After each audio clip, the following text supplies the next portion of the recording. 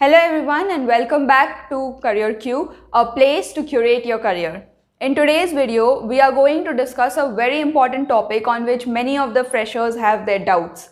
That is the bond factor. Now, what is a bond? Why does a company keep a bond? What is the bond amount? How much do I need to pay? When do I need to pay, or do I even need to pay it? These are some of the very common and very frequent questions that freshers have when they are about to join an organization. So in today's video, we'll try to find out the answers to all these questions and many more. The agenda of today's video will be something like this. We will first understand what a bond is. Secondly, why a company puts a bond. Thirdly, what is the bond amount? And lastly, do I need to pay the entire bond amount if I want to come out of the organization before completing my bond duration? So by the end of this video, you will have answers to all of these questions and you will understand the entire concept of bond. So before we start today's video, I would like to request all of you, please subscribe to the channel because your one subscription gives us a lot of motivation to create such informative videos only for you. Now, with this being said, let's get started. So, the first question is, what is a bond? So, bond is an agreement that you sign for a specific duration that if you leave an organization before this signed duration, you will have to pay a certain amount to the organization and only then can you leave it. So, why does a company keep a bond? Now you need to understand that when as a fresher, a company hires you, it has to give you a lot of industrial training to make you industry experts and to make you job professionals. In order to do this, every organization has some trainings planned for you. Now these trainings can be for 1 month, 2 months, even for 3 months. Or some of the organizations even give their candidates 4 or 5 months of training. Now for this training, it has to hire very highly qualified trainers so that you become the industry experts in the 3 months or in the 2 months or whatever is the training duration. Now the company has hired you, it will have to train you. And for the training, it will have to give you the infrastructure and the trainer. Now, these trainers are very costly. It also has to give you your salary. That is, it will be paying you for the training that it is giving you. So, there are a lot of things or a lot of expenses that the company is incurring just for you to get ready. Many a times, what happens is, people take these trainings and they leave the organization. They give on some further interviews and with this 2 months of training or 3 months of training, they perform better at some higher organization, at some better organization, and they move. So what happens? The organization which is giving you the training has to incur all of those losses. Now, just to make sure that it is not going to incur any of the losses and that once you're trained for becoming an employee, you will become their employee first and you will serve them first before you move on to somewhere else in your future. So just to ensure that you remain in the organization after you have completed your training and after you have received all the higher level of education or the industry level education, that's why the company puts the bond factor in your agreement or your offer letter.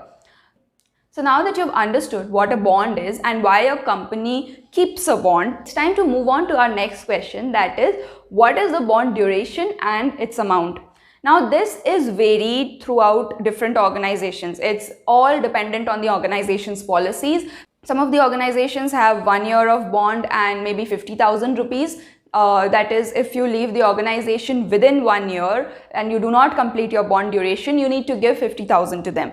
Also, some others have 2 years of bond and maybe 1 lakh rupees or 2 lakh rupees, and it completely depends on the organization and their policies. There is no hard and fast rule that this is the bond duration that every organization should keep or this is the bond amount that every organization should keep. So it's completely dependent on the organization and their will. So before you enter an organization or decide to enter an organization, do check for their bond factor, what is their bond agreement, for how many years their bond is, and what is the bond amount if in case you want to be released early. So guys, if you are liking this video, do put a thumbs up and subscribe to our channel. Now we move on to the last and the most important question of all.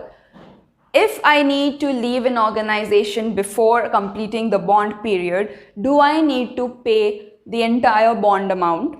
What happens if I don't pay? So this is a very common question asked by a lot of candidates. You have to understand that you have signed a legal agreement. That is a voluntary thing that you have done. You have voluntarily went into that bond picture that says that you have to work for this period of time in this organization, and if you fail to do so, you will have to pay this certain amount.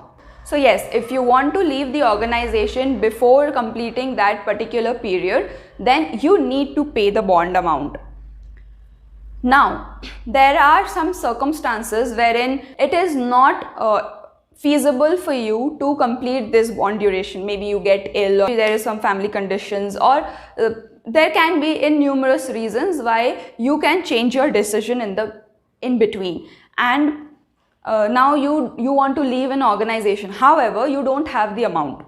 You don't have that much of money. Now you have joined, maybe say in an organization at 4 LPA, so your enhanced salary is maybe around 26k, 27k. Where will you get the 1 lakh or 2 lakh rupees, that is the bond amount? Very understandable. But in that case, what can be done?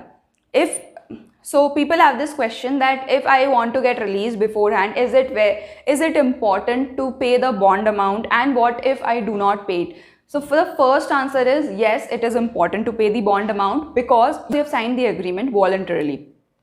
Secondly, if you do not pay, what will happen? Can the companies come and take a legal action on you? No. So you have to understand that since you will not be serving them and you will not be paying the bond amount, it is the case of absconding. That is, you are just disappearing from that job, not informing them, not doing anything. You're just disappearing. In this case, yes, you cannot pay the bond amount, but it will cost you your experience letters as well. Now you will not receive your service letters and your experience letters. So if you want to leave an organization without completing your bond duration and without paying the bond amount, then you will have to leave your experience and service letters to them.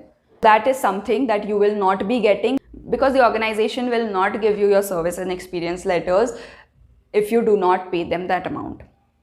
Now, there is one doubt that, okay, I don't want this service letter, I don't want the experience letter, I just want to be released, I just want to go, I just want to leave. So can they put a legal action on me? No. The answer is a clear no. The organization cannot take a legal action on you because there is a law which enforces that bonded labor is illegal in India. Yes. Bonded labor is not legal in India, so they cannot file a legal action on you. They will not chase after you. However, you will have to give up on your experience and your service letters. If you are willing to give up on them, then of course you do not need to pay any bond amount. You can leave the organization at your own will. So I hope that I have answered all your questions in this video. If you like today's video, again, do put a thumbs up and subscribe to our channel. We will bring more such hidden and informative facts just for you. Stay tuned with CareerQ. Thanks for watching. Bye bye.